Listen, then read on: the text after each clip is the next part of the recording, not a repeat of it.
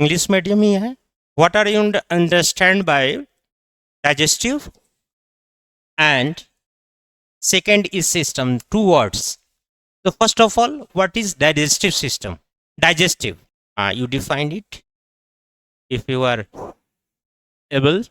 That is process, not a definition, proper definition. You you mention in your statement it is a process, not a definition. You define. I ask you a definition.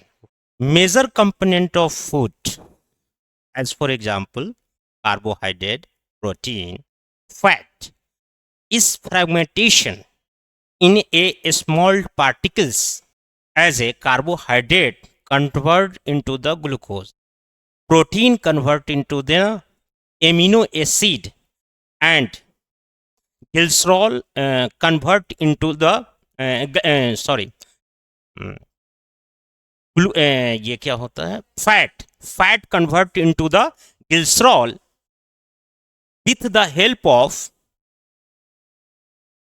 help of enzyme and organ system that is called digestion of the food. That is definition. What that is process. It is the process, not a totally definition. Definition ये है, लिख लीजिएगा. In digestive system, digestion is the process in which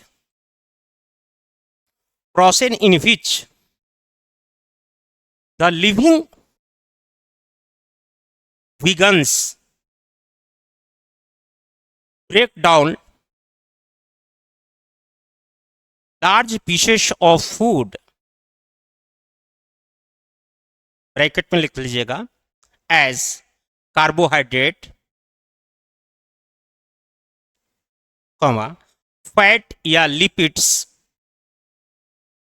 protein,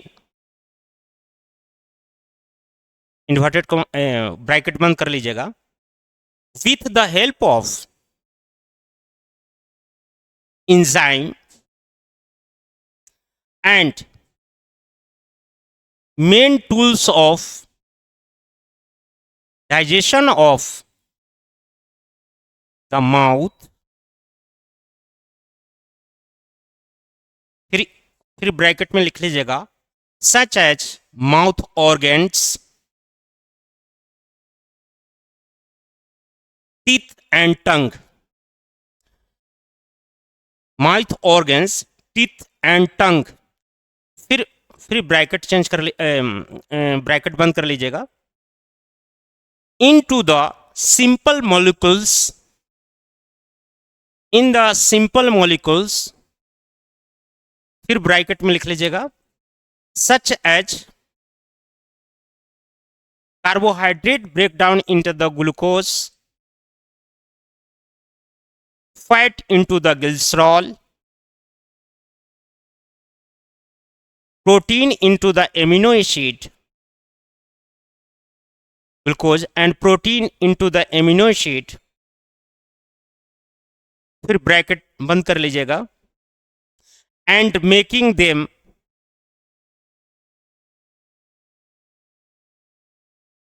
absorbable, ABSORABLE,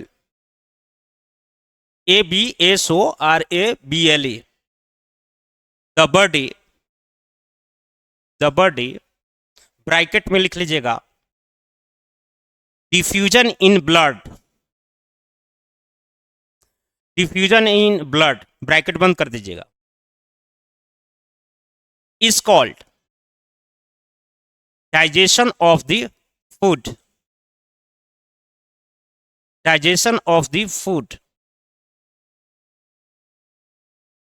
In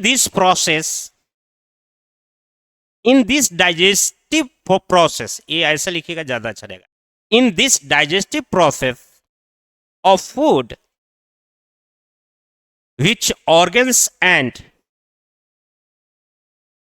enzyme are participates combinedly is called digestive system. Is called digestive system.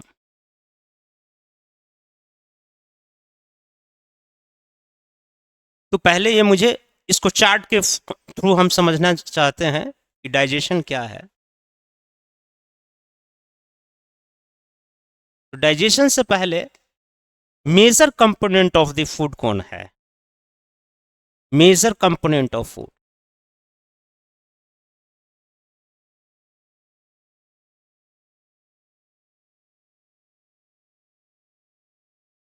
Major component of food होता है वह 3 parts में होता है. उन सारी डिफिनेशन को ही फिर यहां पर डिफाइन कर देता हूं. कार्बोहाइड्रेट,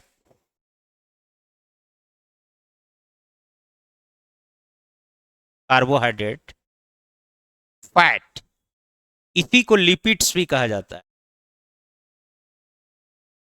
एंड ये protein.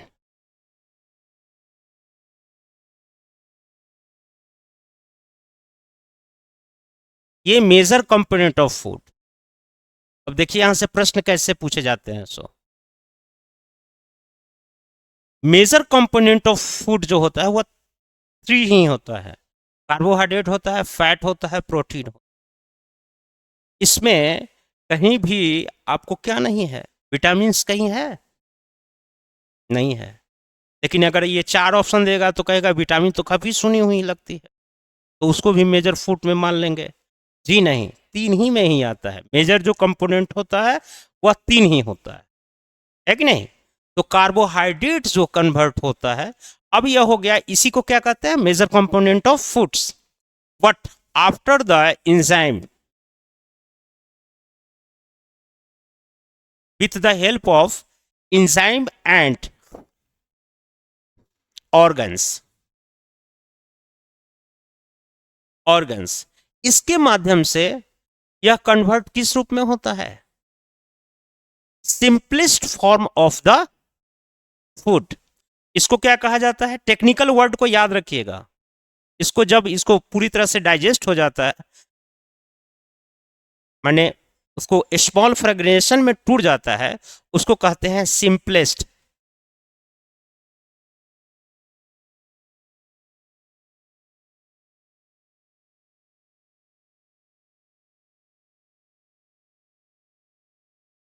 Simplest form of the food कौन कौन होता है? ऐसा भी प्रश्न कई बार घुमा के पूछ सकता है. Simplest form of the food जो होता है उसको कहते हैं, कार्बोहाइड्रेट किस में टूटेगा? ग्लूकोज में. ग्लूकोज. फैट्स किस में टूट जाएगा? ग्लिसरॉल पे. ग्लिसरॉल में. और प्रोटीन किस में टूटेगा? एमिनो. क्या सर यहां से प्रश्न पूछे गए हैं? यस. बीपीएससी में लगभग कई बार क्वेश्चन यहां से पूछे है कि नहीं? 2 से 3 बार प्रश्न यहां से पूछे गए हैं. 2 से 3 बार क्वेश्चन यहां से क्वेश्चन बने हैं बीपीएससी, और भी एग्जामों में यहां से सवाल बने हैं. तो आपका समझ में आ गया कि सिंपलेस्ट फॉर्म कौन सा होता है.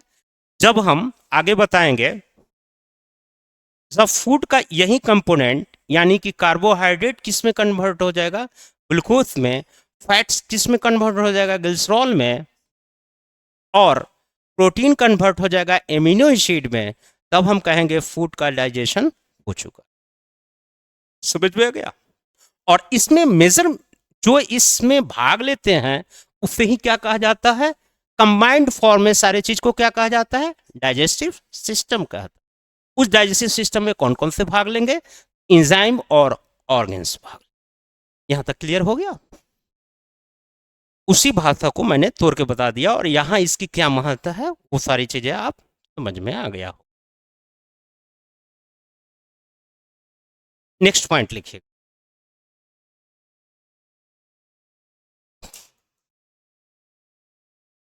डाइजेस्टिव सिस्टम या digestive process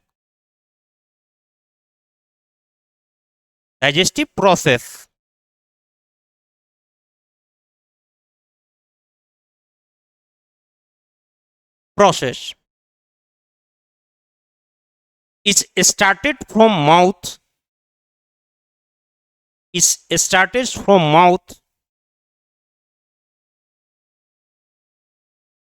and totally completed into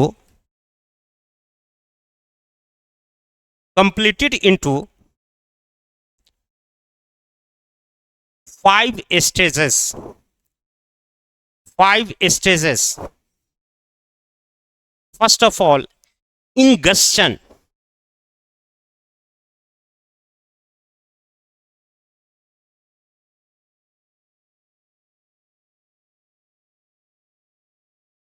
Ingestion.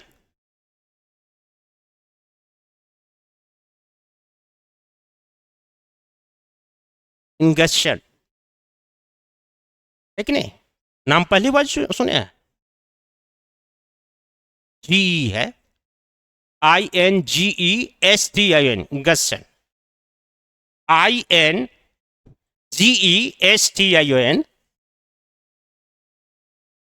INGESTIN, ingestion. उसके बाद लिखो डाइजेशन. समझा देंगे हम. डाइजेशन. और थर्ड क्या होगा डाइजेशन के बाद? सोच के बताइए. उसका एब्जॉर्प्शन होगा.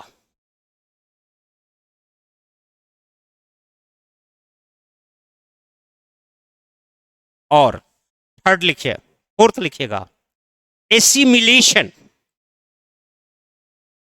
एसिमिलेशन.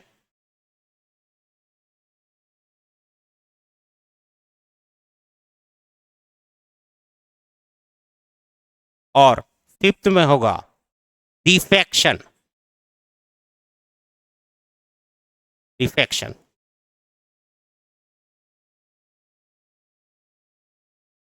है कि नहीं? ये 5 स्टेज होते हैं.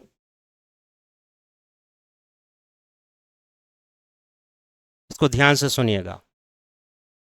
इंगेशन का मतलब होता है टेकिंग ए फूड. इसको लिखिएगा टेकिंग ए फूड. ये वैज्ञानिक तरीका से मैं पढ़ा रहा हूं, ऐसा नहीं कि किताब में जिस ढंग का है. इस चीज को अगर आप पूरे दिमाग पर डाल लेंगे तो चीजें आसान हो जाएगी. इसको कहते हैं taking a food. Taking the food. Digestion का क्या मतलब होता है? हाँ, small pieces of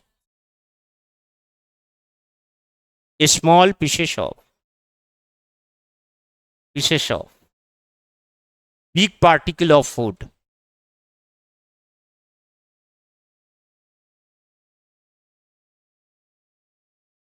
big particle of food. Absorption क्या होगा? ये क्या करेगा? एब्जॉर्प्शन का मतलब होता है big particle of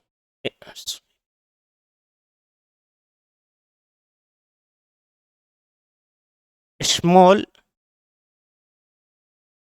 particles of food absorbed by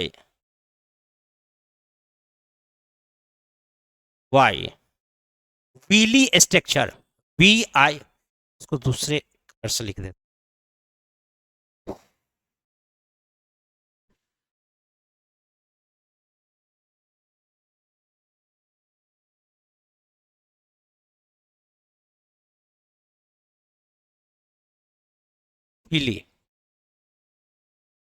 villi structure.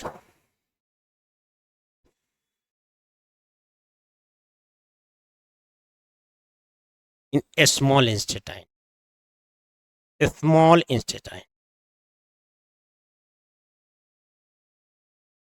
और स्मॉल इंस्टेटाइन में भी कौन सा पार्ट होता है? 3 पार्ट होता है.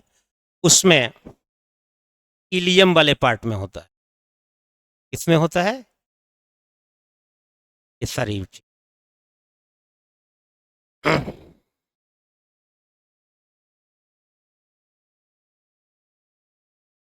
अब लिखिएगा एसिमिलेशन। एसिमिलेशन जस्ट एब्जॉर्प्शन के बाद में होता है।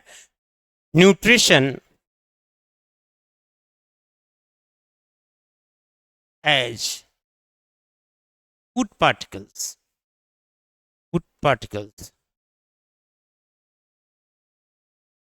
diffuse diffuse in blood diffuse in blood rest of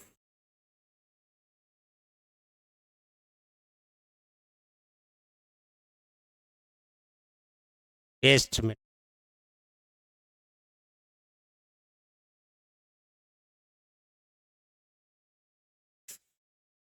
out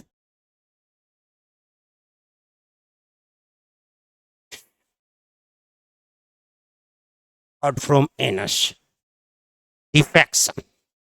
है कि नहीं? इतना चीज समझ में आ गया कि नहीं? इंगेशन का मतलब होता है टेकिंग ए फूड, एक लाइन में। डाइजेशन का मतलब है small pieces of the bit particle of food, पीछे बताऊंगा कौन सा है कि नहीं? एब्जॉर्प्शन का मतलब होता है कि कहां पर एब्जॉर्प्शन होता है फूड का, तो डाइजेशन तो हो जाता है ड्यूडेनम के पार्ट, ड्यूडेनम को ही ये स्मॉल इंस्टेटाइन का पार्ट है, लेकिन एब्जॉर्प्शन कहाँ जाकर होता है, ये भी स्मॉल इंस्टेटाइन का पार्ट है, लेकिन कहाँ पर होता है, विली स्ट्रक्चर के कारण। ये किसमें हो पाता है, स्मॉल इंस्टेटाइन के इलियम में। उसके बाद एसिमिलेशन, एसिमिलेशन हम एब्जॉर्प्शन तक होता है, तो सिर्फ एब्जॉर्प्शन कर लेना ही काफी नहीं होता है। जब तक ब्लड में डिफ्यूज नहीं होगा तब तक हमें एनर्जी मिलेगा क्या, नहीं। और डिफेक्शन का मतलब होता है कि रेस्ट पार्ट ऑफ द जो फूड पार्टिकल होता है वह जो है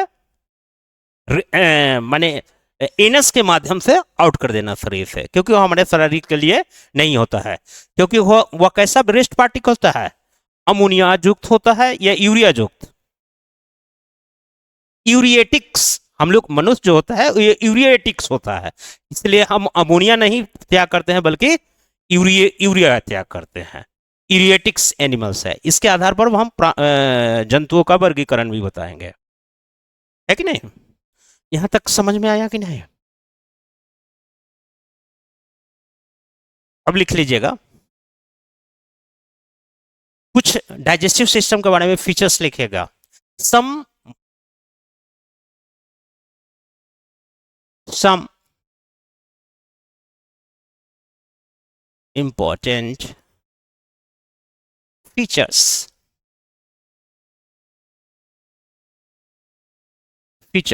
about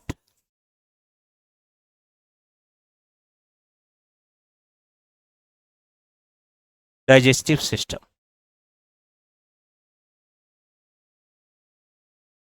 डाइजेस्टिव सिस्टम लिख लीजिएगा। Digestive system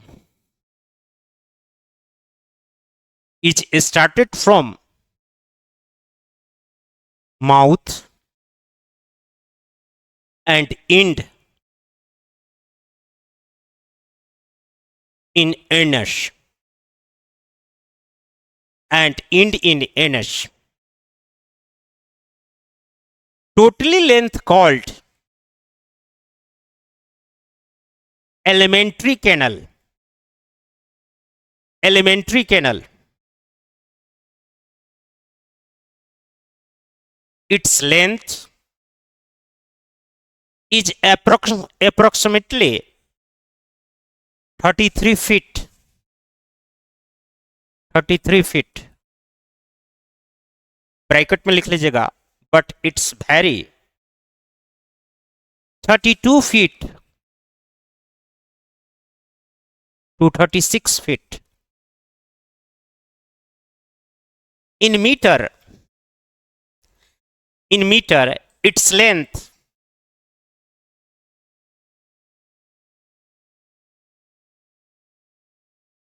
(9 to 10th meter)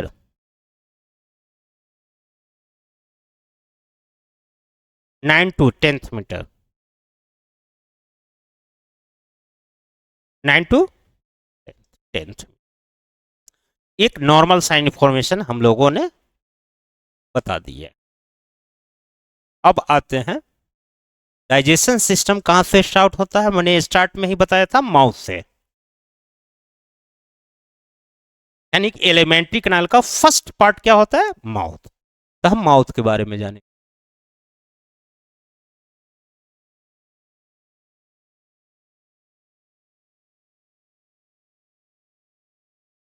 लिखिएगा, mouth have two organs, mouth have two organs, tongue and teeth, tongue and teeth. with the help of with the help of these organs,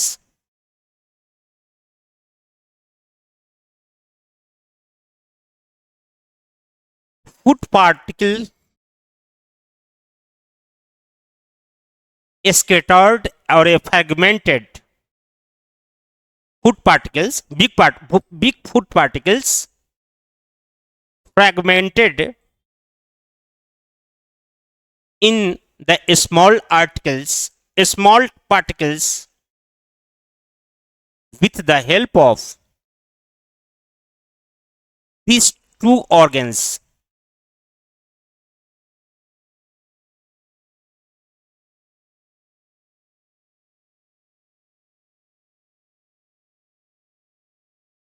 two particles।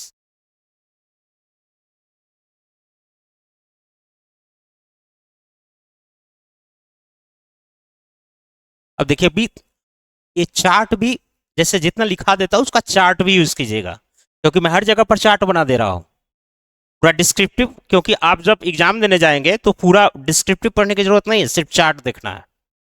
इसमें to organs कौन कौन से हैं, एक है teeth और दूसरा है टंग, है कि नहीं। तो सबसे पहले हम टिथ के बारे में जानकारी करते हैं, लिख लीजिएगा, इसके बारे में कई बार पूछा है। We study about the teeth is called odontology, odontology.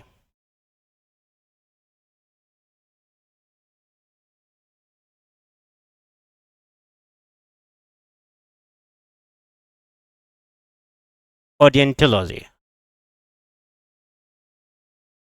Odontology. ध्यान दीजिएगा, बहुत ध्यान से गौर से कीजिएगा, जहां पर ये LOGY प्रीफिक्स लगा रहा है, it means to study about,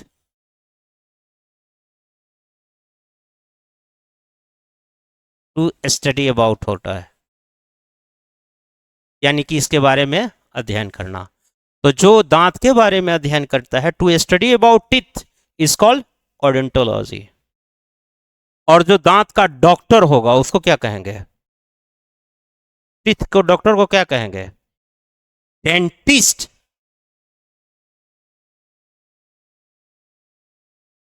dentist.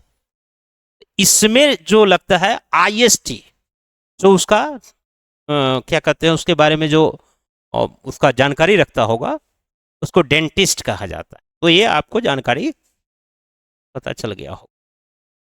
अब आगे आगे लिखिएगा, डेंटिस्ट हो गया, हाँ, जो दांत के डॉक्टर है, या specialist doctor of the teeth is called dentist, है कि नहीं। नेक्स्ट पॉइंट लिखिएगा, in total human life, next point लिखा है, in total human life teeth born in twice, born in twice, born माने born in twice, So it is called dificodent.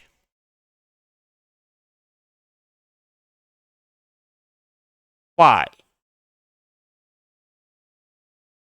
Dificodent. ये बहुत terminology सब याद रखिएगा, कोई दिक्कत नहीं है।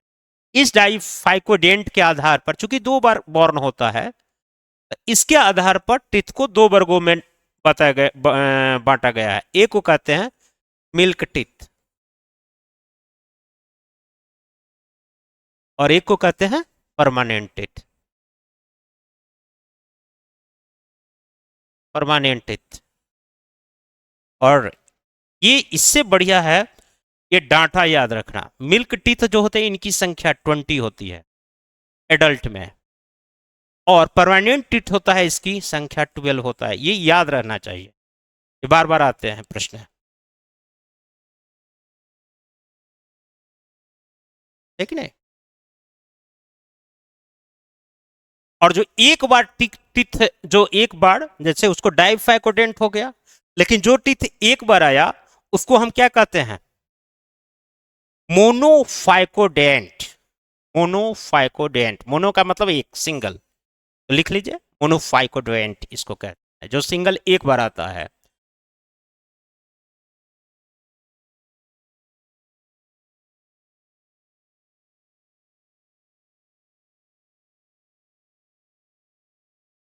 तो माइनोफ, अगर डायरेक्ट परमानेंट टीथ ना पूछ के आपसे पूछेगा मोनोफाइकोडेंट टीथ की संख्या कितनी होती है, मैंने शब्द में उलझा दिया, घुमा दिया, तो इसकी संख्या भी कितनी होगी? क्लियर हो रहा है कि नहीं? है कि नहीं? अब लिखिएगा, type of teeth,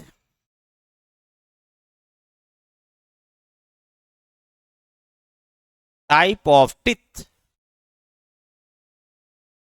according to, according to work।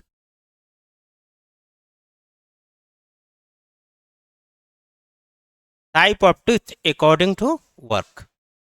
पहला लिखिएगा, इसको तीन वर्गों में बांटते, चार वर्गों में बांटते हैं एक्चुअली।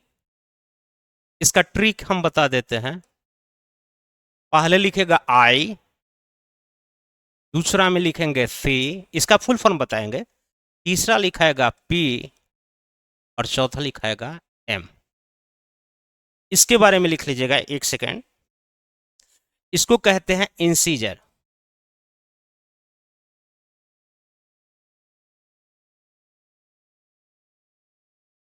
Incisor, incisor. इसको कहते हैं केनाइन, केनाइन। इसको कहते हैं प्रीमोलर, इसको कहते हैं मोलर। प्रीमोलर, केनाइन और इंसीजर, है कि नहीं?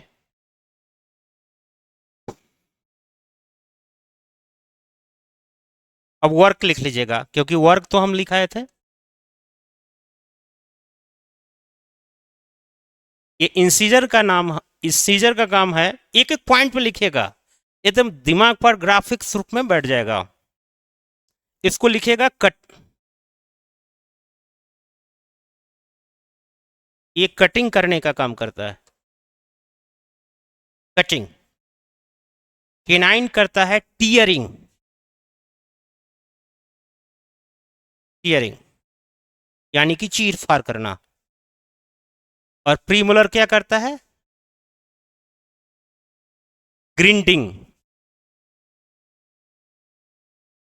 ग्राइंडिंग या ग्रिंडिंग। ग्राइंडिंग एंड मिक्सिंग करने का काम कौन करेगा? Plus mixing.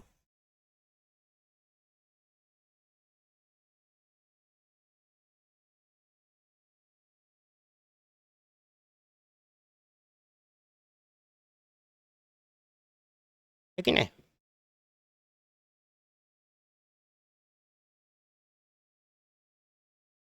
वर्क के आधार पर बट मार दिए, और इसमें बहुत ज्यादा चीजें करना नहीं है।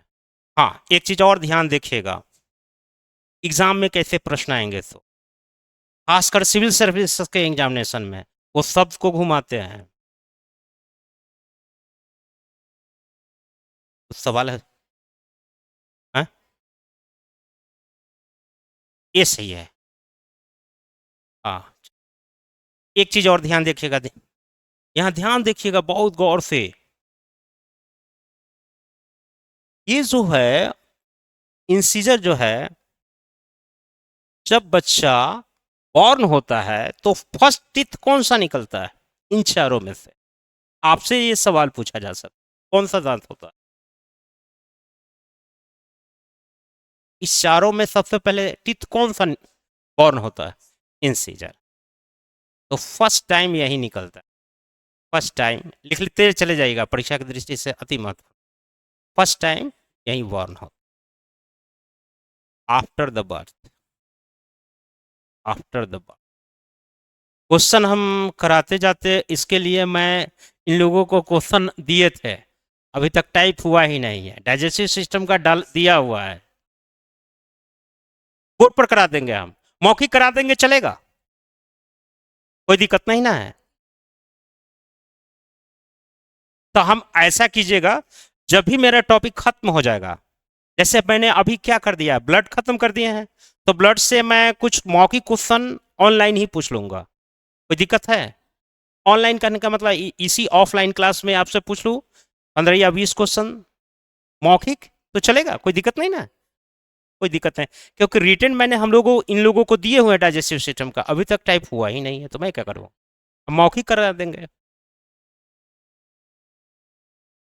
हाँ मौखिक, हाँ उसको हम बोर्ड पर करा देंगे, देखिएगा। अच्छा, सारी कंसेप्ट क्लियर हो रहा है कि नहीं? मैं क्वेश्चन भी कराते जा रहा हूँ इसके साथ, ये मत समझिएगा मैं पूछता हूँ कि नहीं, ये फर्स्ट टाइम को लेके ये क्वेश्चन का ही टाइप है। एक बता, जो एलिफेंट का अ, जो हम कहते हैं अनलीगल रूप से जो ट्रैफिकिंग किया जाता है उसका, वह किस टाइप ऑफ द टीथ के लिए किया जाता है? हाँ हाँ, कौन सा, हाँ वो कुछ किस टाइप का दांत होता है, ये भी क्वेश्चन तो पूछा जा सकता है ना? नहीं, इंसीजर के लिए ही किया जाता है, लिख लीजिए। ये क्वेश्चन, यही तो क्वेश्चन पूछता है इस टाइप के, तो मैं तो पढ़ाने के क्रम में भी क्वेश्चन पूछ रहा हूँ, लिखते चले जाइए इसको। एक चीज और लिखिएगा, किस टीथ को स्माइल टीथ भी कहा जाता है? हाँ, इसी को होगा, इसी को कहा जाता है स्माइल टीथ। ये सब क्वेश्चन ही का तो टाइप है। और भी अब इजी, और इजी में भी होता है, इजी नहीं, हम एसर्शन रीजनिंग का सवाल पूछेंगे। जो पीछे मैं सवाल पूछा था वो एसर्शन रीजनिंग का सवाल था, हर टाइप के क्वेश्चन पूछेंगे, कोई दिक्कत नहीं। और ब्यूटी टिथ किसे कहा जाता है? जैसे ब्यूटी बोन होता है, बोन में पढ़ाऊंगा ब्यूटी बोन, उसी तरह से ब्यूटी टिथ भी होता है इंसीजर को। गुड, को ब्यूटी, हाँ ब्यूटी टिथ नहीं, स्माइल करता है आदमी तो पहले यही दांत दिखता है, इसलिए ब्यूटी टिथ भी कहा। स्माइलिंग टिथ, ब्यूटी टिथ, सब इसी को चीज को कहा। समझ में आ गया? इससे जितने प्रश्न बन सकते थे वो मैंने आपको करा दिया। चलिए केनाइन में आते हैं, वर्किंग के आधार पर। केनाइन को,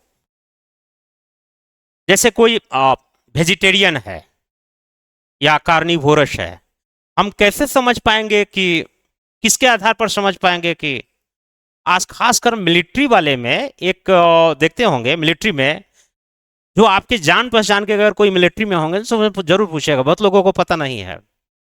उसमें होता है, उसमें भी धार्मिक शिक्षा जो होता है, रिलीजियस जो होता है, उनके लिए भी अपॉइंटमेंट कराए जाते हैं, रिक्रूटमेंट निकाले जाती है। तो उसमें धार्मिक संस्थान से जुड़े होते हैं, तो शुद्ध शाकाहारी चाहिए, वेजिटेरियन लोगों का अपॉइंटमेंट चाहिए, तो उसमें भी अप्लाई किया जाता है। तो कई लोग क्या काम करते हैं कि मांसाहारी खाने लगते हैं, नौकरी के चक्कर में क्या काम करते हैं कि वो, ठीक है मैं शुद्ध शाकाहारी हूँ और अप्लाई कर देते हैं। तो आपका मेडिकल भी कराया जाता है, तो आप कैसे पहचान हो पाएगा कि आप वेजिटेरियन नहीं, आप झूठ बोल रही हैं, आप मांसाहारी है? किस दांत के आधार पर? हाँ, हाँ, लेंथ के आधार पर, माने पहला आपका ये निकला कि लेंथ के आधार पर।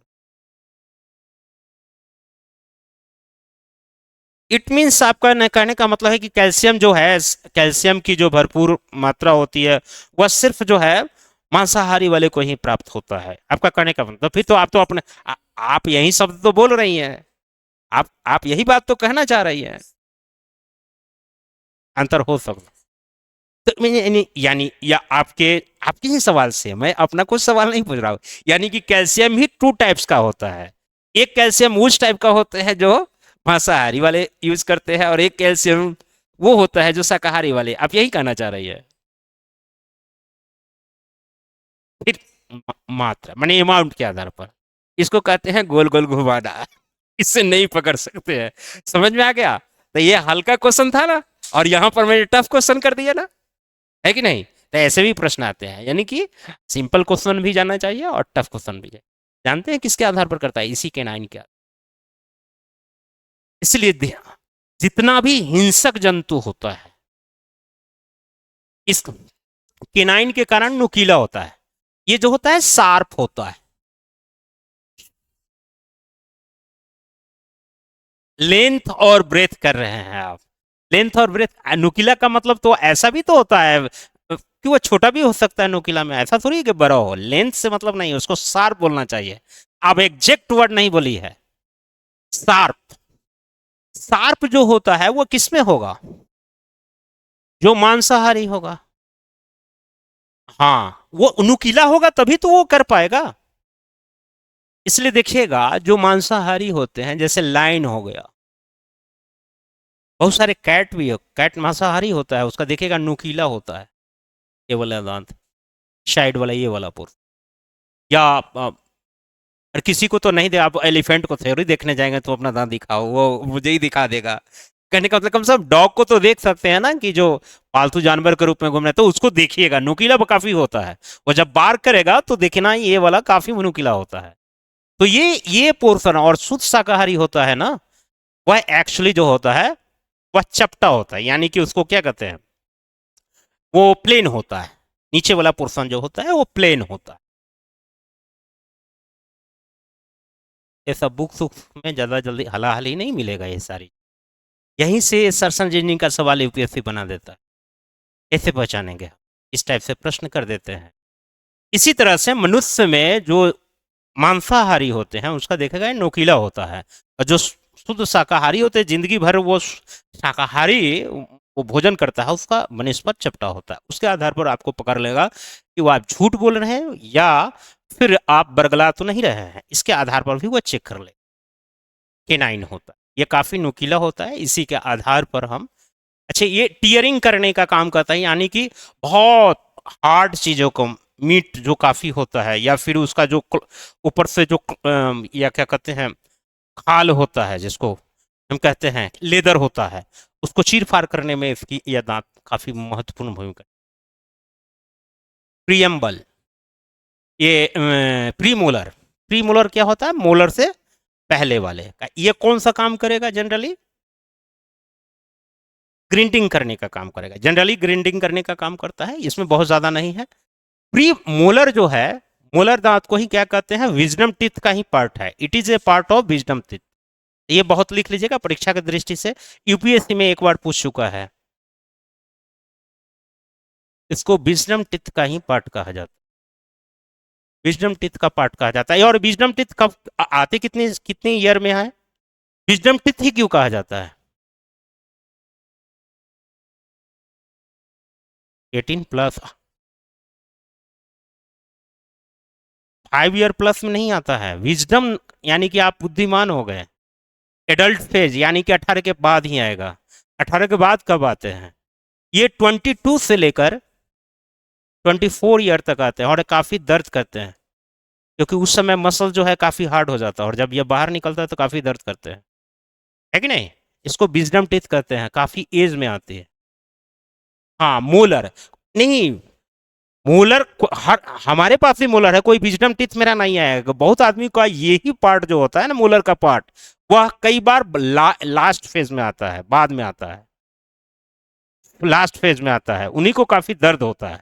इसलिए विजडम टीथ किसका पार्ट है? मोलर का ही पार्ट है। ऐसा नहीं है कि हमें तो आया नहीं 24 ईयर में, ये किसी किसी को आता है। लेकिन ये wisdom teeth is a part of also ये, है कि नहीं? समझ में आ गया? वेस्टियल ऑर्गन भी कहा जाता है इसको। वेस्टियल ऑर्गन का मतलब क्या होता है, नहीं समझे? वेस्टियल ऑर्गन का मतलब अवशेषी अंग, जो पहले हमारे पूर्वजों में हुआ करता था। हाँ, वेस्टियल, है कि नहीं? जैसे हमारे बोन में पढ़ाऊंगा, बोन का सबसे जो होता है सेक्रम पार्ट जो होता है, वो नीचे वाला पार्ट, सेक्रम और कोएक्स, एक होता है ऊपर सेक्रम और उसके नीचे कोएक्स होता है, coax.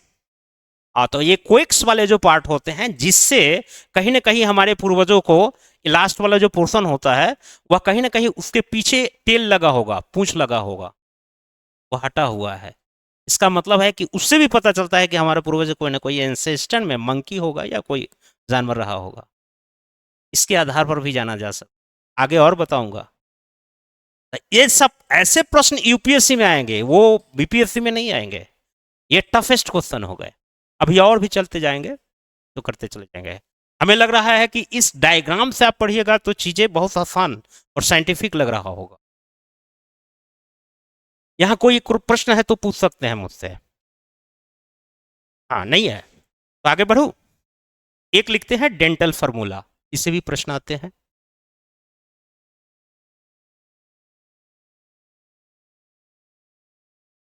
Dental formula, dental formula में दो चीज लिखिएगा। एक लिखिएगा एडल्ट के लिए, एक चाइल्ड के लिए। एडल्ट और एक चाइल्ड के लिए। और पीछे क्या लिखे थे? ICPM।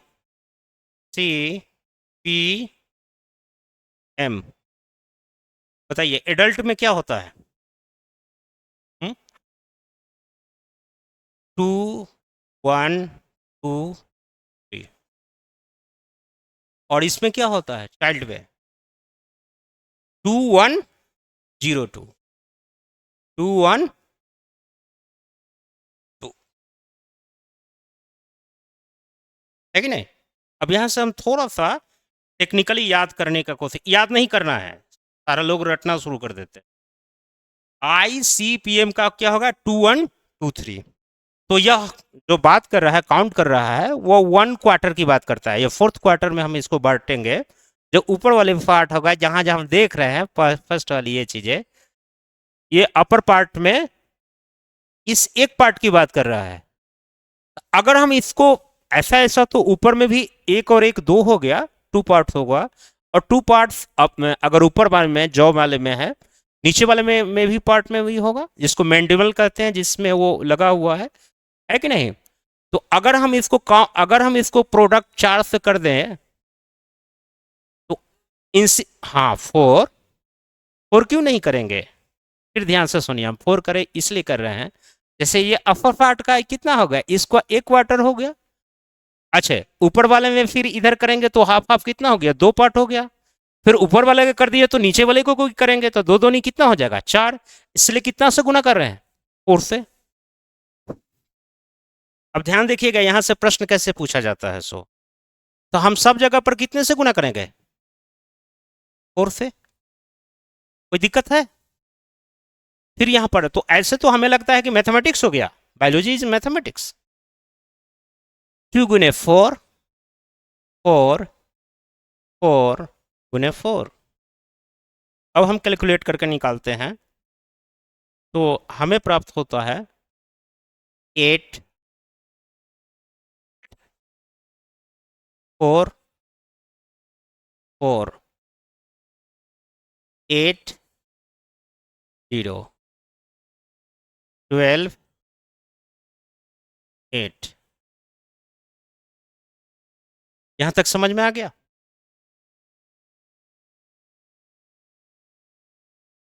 समझ में पूरा आया कि नहीं?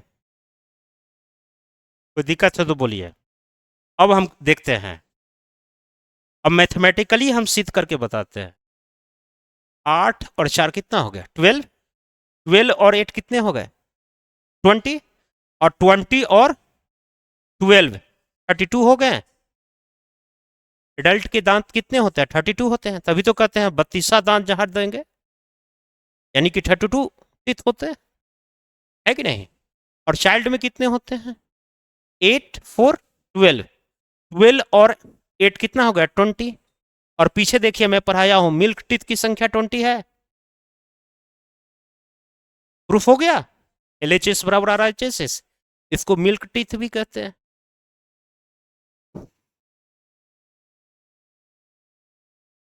और वहां बता दीजिए कि मिल्क टीथ दोबारा होता है कि नहीं, इसलिए इसको डाइफैकोडेंट कहते हैं। तो डाइफैकोडेंट की संख्या कितनी हो गई? 20। और मोनोफाइकोडेंट की संख्या कितनी हो गई? 12। 12। और टोटल कितना हो जाएगा? 32। क्लियर हुआ कि नहीं? इस ढंग से मैथमेटिकल्स आप समझे कि नहीं? एग्जामिनर इतना ही नहीं मानेगा, अभी और भी घुमा फेंगा, बोलेगा कि चाइल्ड और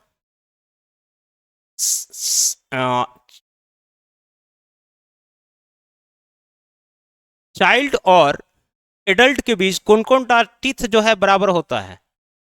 आई बराबर होता है। लिखते जाइएगा, पॉइंट में लिखिए। Child and adult have same teeth, कौन कौन होगा? Incisor and canine. लिखते चले जाइए, इससे बहुत सारा पॉइंट बनेगा। अच्छा, एडल्ट और चाइल्ड में किस में डिफरेंसेस पाया जाता है? तो लिख लीजिएगा। ये कंप्लीट हो गया।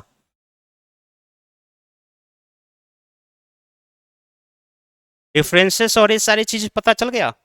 और एक चीज और लिख लीजिए, नोट करके लिख लीजिए। Child has no found premolar teeth. Child have found no found premolar teeth. ये परीक्षा के दृष्टि से अति महत्वपूर्ण फैक्ट्स है। हाँ, प्रीमोलर टीथ नहीं पाया जाता है चाइल्ड में, देखिए 0 है। समझ में आ गया?